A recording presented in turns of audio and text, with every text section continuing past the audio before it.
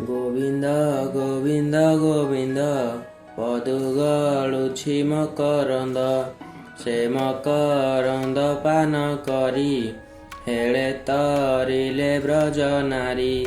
ସେ ବ୍ରଜ ନାରୀଙ୍କ ପୟରେ ମନ ମୋ ଥାଉ ନିରନ୍ତରେ, ମନ ମୋ ନିରନ୍ତରେ ଥାଉ।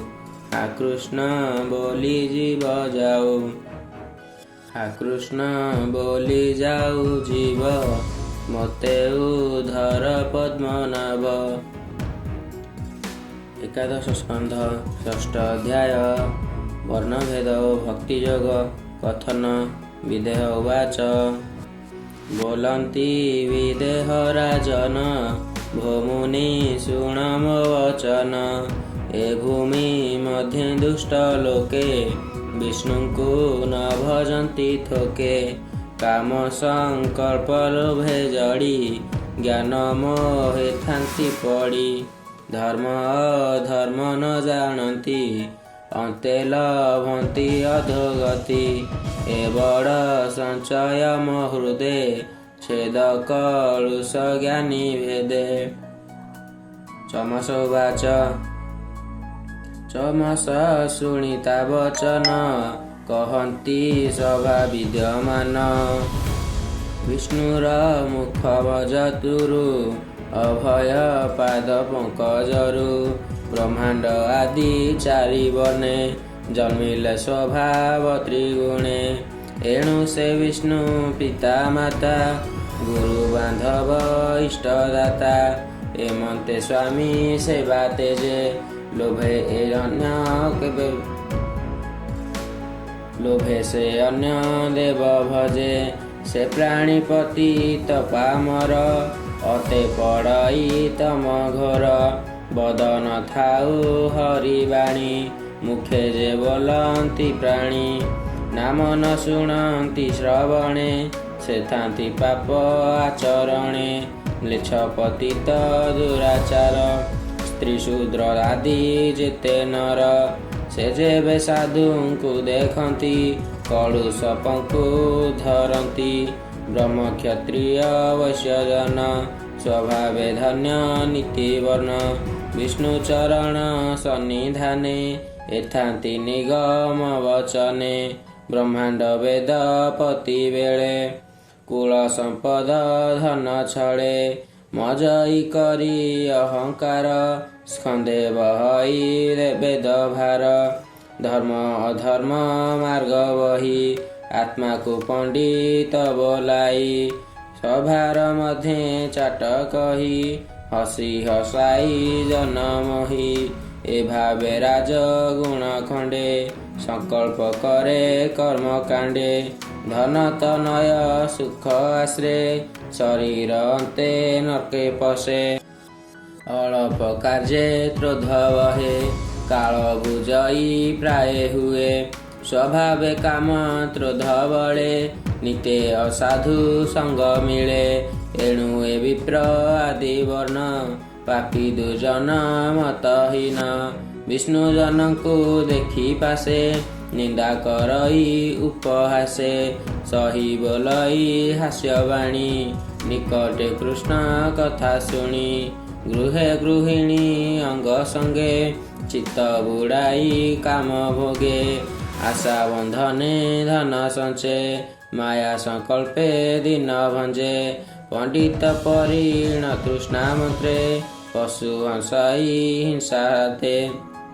ବେଦ ଉଦ୍ଦେଶ୍ୟ ଜନ୍ତୁ ମାରି, ପୂଜଇ ନାନା ଯଜ୍ଞ କରି। ଦାନ ଦକ୍ଷିଣା ବିଧିହୀନେ, କୁକର୍ମ କରଇ ଅଜ୍ଞାନେ।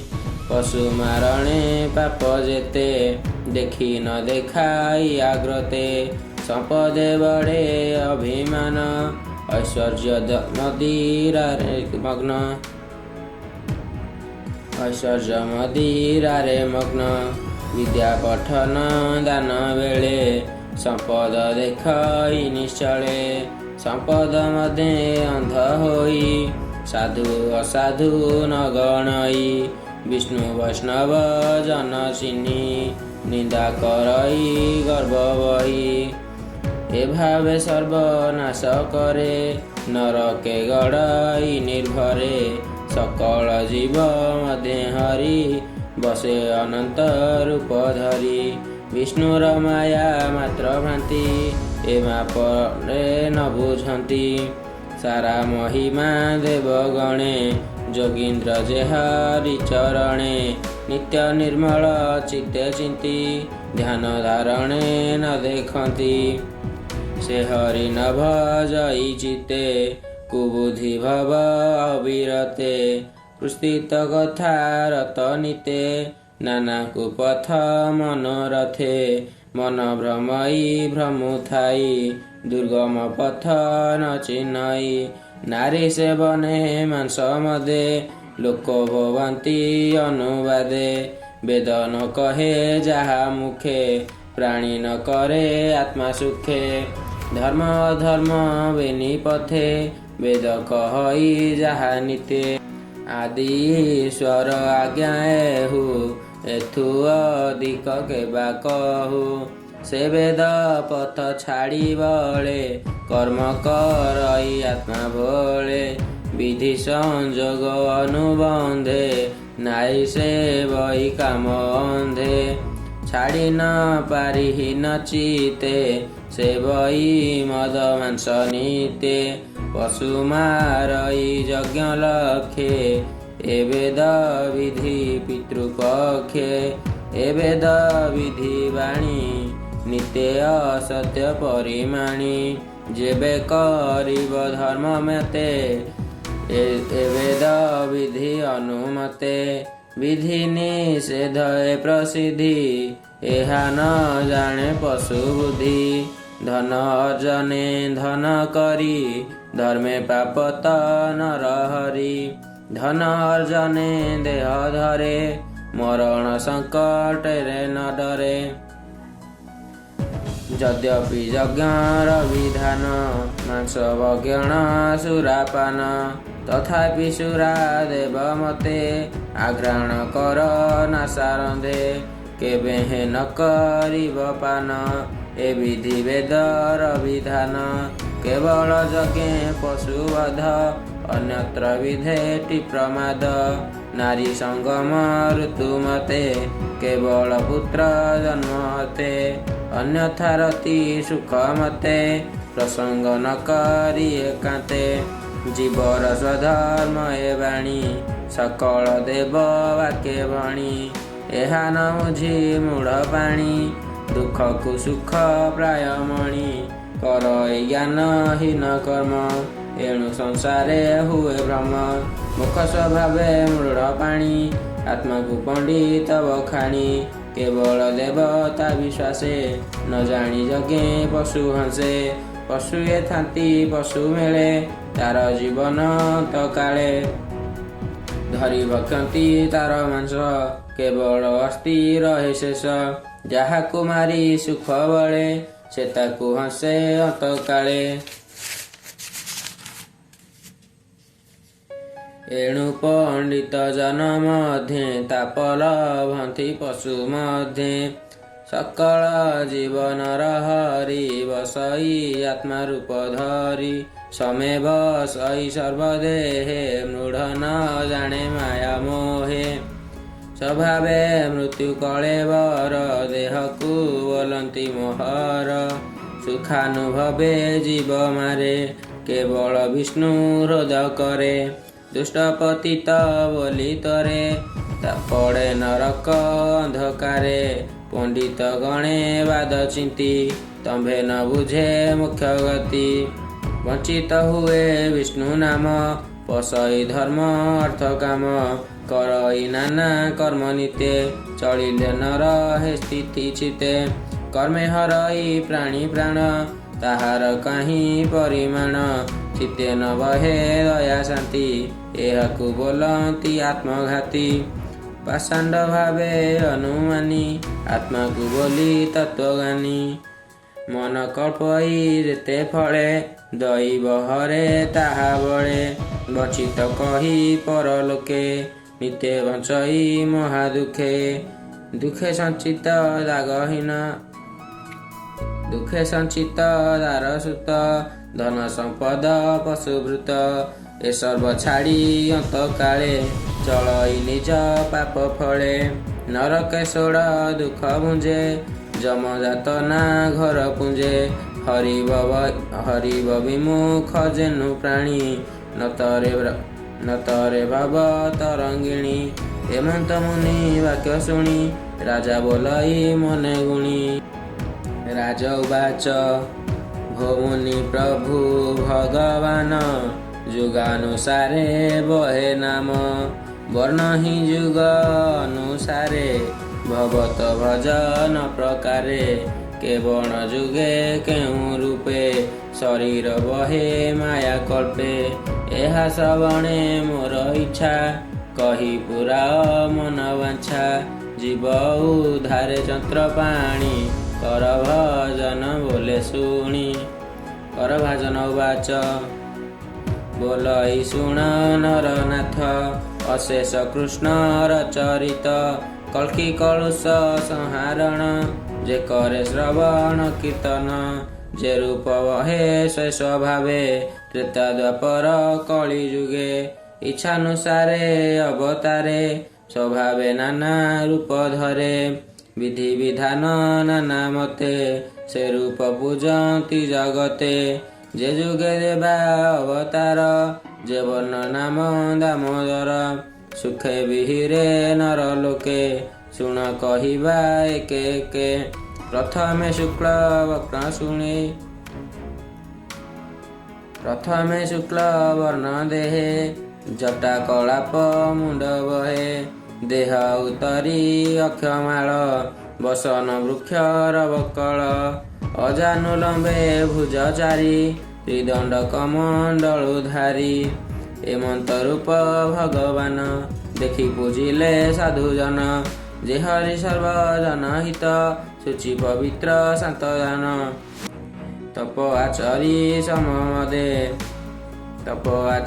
ସମଦବେ ପ୍ରାଣ ସଞ୍ଜୀବ ମହାଶ୍ରମେ ଯେ ଭଜେ ତାଙ୍କ ଚରଣରେ ବୈକୁଣ୍ଠ ସମ୍ପୂର୍ଣ୍ଣ ଲକ୍ଷଣେ ଦିବ୍ୟ ସ୍ୱରୂପ ଭଗବାନ ପ୍ରମାଦାନନ୍ଦ ଦିବ୍ୟ ଜ୍ଞାନ ଧର୍ମ ସ୍ୱରୂପ ନାରାୟଣ ଏବେ କହିବା ନୃପ ଶୁଣ ଏ ରୂପ ଧରେ ସତ୍ୟ ଯୁଗେ ଭକତ ଜନ ଅନୁରାଗେ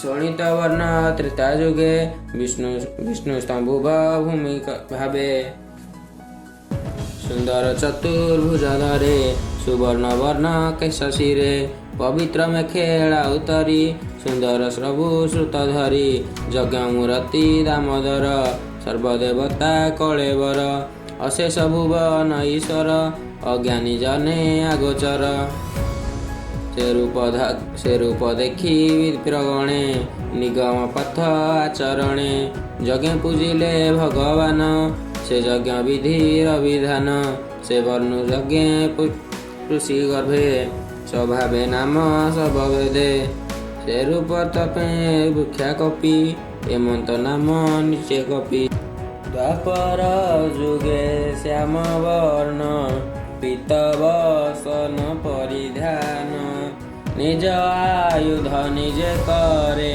ଶିବସ୍ତ୍ର କସ୍ତୁଭ ଉପରେ ଏ ଆଦି ଲକ୍ଷଣେ ଲିଖିତ ଅଶେଷ ଭୁବନେ ପୁରୀତ କାମକୁ ନିନ୍ଦେ କଳେବର ସମ୍ପଦ ରାଜ ରାଜେଶ୍ୱର ଏ ରୂପ ଦେଖି ମୁନି ଜନେ ପୂଜନ୍ତି ଯନ୍ତ୍ର ମନ୍ତ୍ର ଧ୍ୟାନେ ସେ ସର୍ବଦେବମୟ ହରି ପୂର୍ଣ୍ଣ ଶବଦ ସ୍ତୁତ କରି ବାସୁଦେବ ନମସ୍ତୁତେ ଶ୍ରୀ ବାସୁଦେବ ନମସ୍ତୁତେ ଶଙ୍କର ଶରଣ ବୋଲି ତୋତେ ପ୍ରଦ୍ୟୁମ୍ନ ଅନିରୁଦ୍ଧ ତୁହି ଏ ଚାରି ରୂପ ଏକ ଦେହି ଏମନ୍ତ ପ୍ରଭୁ ଜଗନ୍ନାଥ ଯାର ଶରୀର ଏ ଜଗତ ତୁ ବିଶ୍ୱନାଥ ବିଶ୍ୱପତି ମହାପୁରୁଷ ସର୍ବଗତି ଦ୍ୱାପର ଯୁଗେ ଏମନ୍ତେ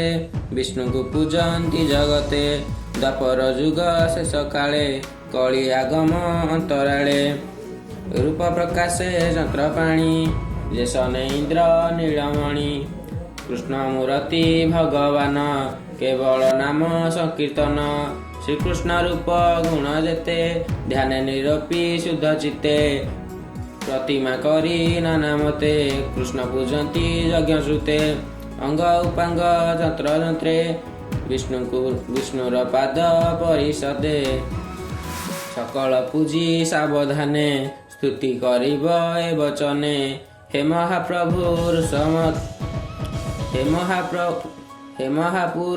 मुक्त गंध हे महापुरुष मुकुंद वंदे तो चरणारविंद मुनि करंती जार ध्याने हरई पर भगवाने अभीष्ट फल कामधेनु तीर्थ निवास जाचरणु भव विरंची जाकुचिते स्तुत करंती अविरते शरण जरर लक्षण भृत आचर निवारण प्रणीत जन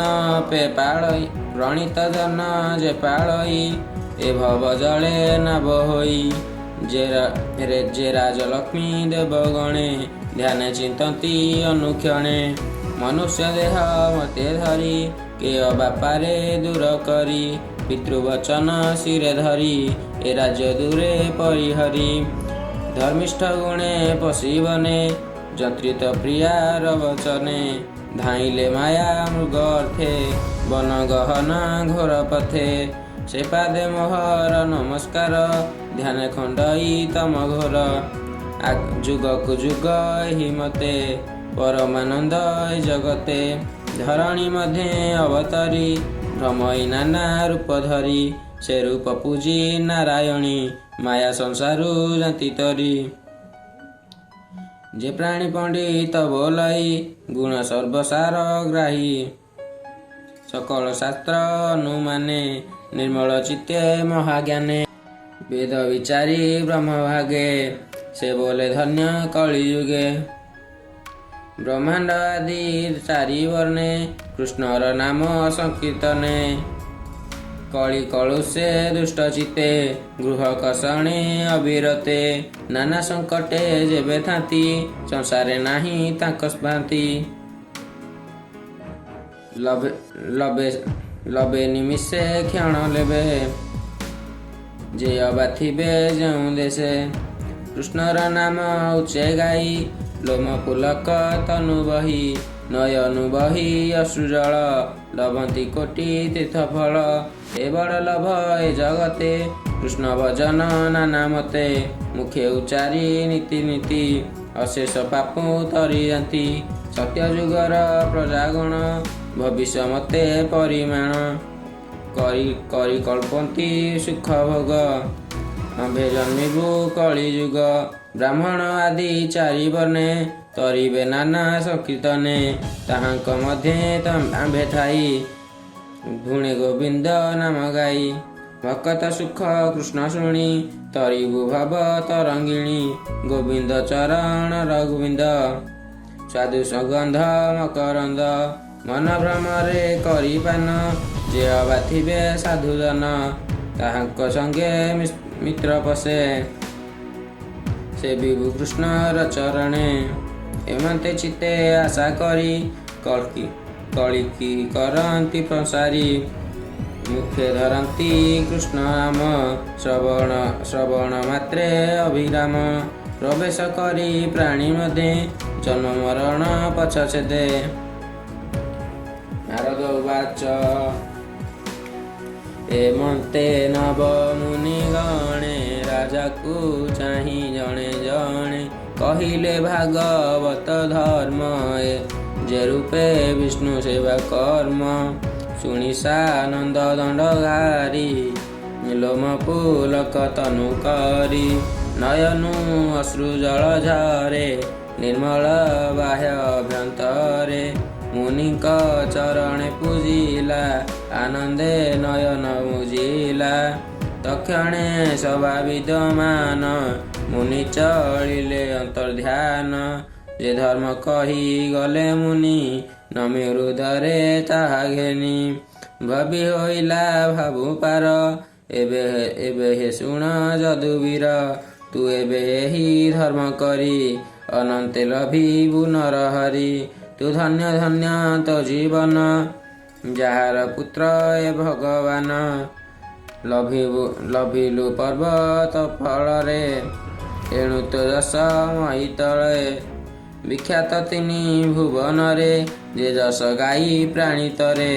ଆସନ ଭୋଜନ ନିଶ୍ଚଳେ, ନିତ୍ୟ ନିରତେ ଦେଖୁ ତୁ ନୟନେ। ଏ ମୋର ପୁତ୍ର ବୋଲି ବଳେ ଚୁମ୍ବନ ଦେଇ ଧରୁ କୋଳେ। ବ୍ରହ୍ମାକୁ କରୁ ଆଲିଙ୍ଗନ, ଏଣୁ ତୁ ତ୍ରିଭୁବନେ ଧନ୍ୟ। ଦନ୍ତ ବିକଟ ବିତୁରଥ, ସାଲ୍ୱସତୀ ତେ ଚେଦିନାଥ। କଂସମଗଧେଶ୍ୱର ଯେତେ, ଦୁଷ୍ଟ ଯେ ଥିଲେ ଭୂମି ଗତେ। କୃଷ୍ଣ ବହିର ଭାବ ବହି, ବସିଲେ କୃଷ୍ଣ ଦେହ ଯାଇ। ସେ ହରିଚରଣ କମଳେ, ସେ ଚିନ୍ତେ ସ୍ନେହ ଭାବି ବଳେ। ତାହାର ଗତି କେବା ଜାଣି, ବ୍ରହ୍ମା ଶଙ୍କର ପରିମାଣି। ବିଷ୍ଣୁକୁ ପୁତ୍ର ତୁ ନମଣ, ସେ ଯେ ଅନାଦ ନାରାୟଣ। ଆଦି ପୁରୁଷ ତୋର ଘରେ, ମାୟା ମନୁଷ୍ୟ ରୂପ ଧରେ। ସ୍ୱଭାବେ ଜନ୍ମ ଯାର ନାହିଁ, ମନ ବଚନେ ଭେଦ କାହିଁ। ସେ ହରିଦେବୀଙ୍କ ଉଦରେ, ଜନ୍ମ ଲଭିଲେ ତୋର ଘରେ। ତୋ ଯଶ ଜଗତେ ବିସ୍ତାରୀ, ଏ ପୁଣି ଯିବେ ନିଜ ପୁରୀ। ଏମନ୍ତେ ନାରଦର ବାଣୀ, ଦେବକୀ ବାସୁଦେବ ଶୁଣି। ତନୁ ପୁଲକର ମୋକଜି, ଭାବଗଦ୍ଗଦେ ଚକ୍ଷୁ ବୁଝି। କୃଷ୍ଣକୁ ପୁତ୍ର ଭାବେ ମଣି, କିଛି ନ ବୋଲି ତ ହେଲେ ତୁଣି। ଶ୍ରୀ ଶୁକ ବାଚ, ବୋଲନ୍ତି ଶୁକ ମୁନିବର। ଯେ ନବରୁଷ ଭକୁମର, ନିର୍ମର ଯଜ୍ଞ ଶାଳେ ଯାଇ। ଯେ ଇତିହାସ ଗଲେ କହି, ଧ୍ୟାନେ ଗୁପତ ପୁରାତନ। ବିଶେଷ ନାରଦ ବଚନ, ଯେ ଏହା ଶ୍ରବଣ ଶୁଣନ୍ତି। କିଏ ବା ବଦନେ ଗୁଣନ୍ତି, ସକଳ ପାପ ପଙ୍କୁତରି। ଅଙ୍କେ ଲଭନ୍ତି ନରହରି। ଶ୍ରୀ ଏକାଦଶ ଭଗବତ, କହିଲା ଦାସ ଜଗନ୍ନାଥ। ହରିଚରିତ ଗୀତ ବନ୍ଦେ, ସଂକ୍ଷେପେ ଏକାଦଶ ସ୍କନ୍ଧେ। ଅମୃତ ରସମୟ ଗୀତା, ଶୁଣନ୍ତେ ଜଗତ ପବିତ୍ର। इति श्री भागवते महापुराणे परमहंसाया संहिताया वैशाखिका एकादश स्कंधे वसुदेव नारद संवादे वर्णभेद भक्ति योग कथनम नाम षष्ठ अध्याय। ओम नमो भगवते वासुदेवाय।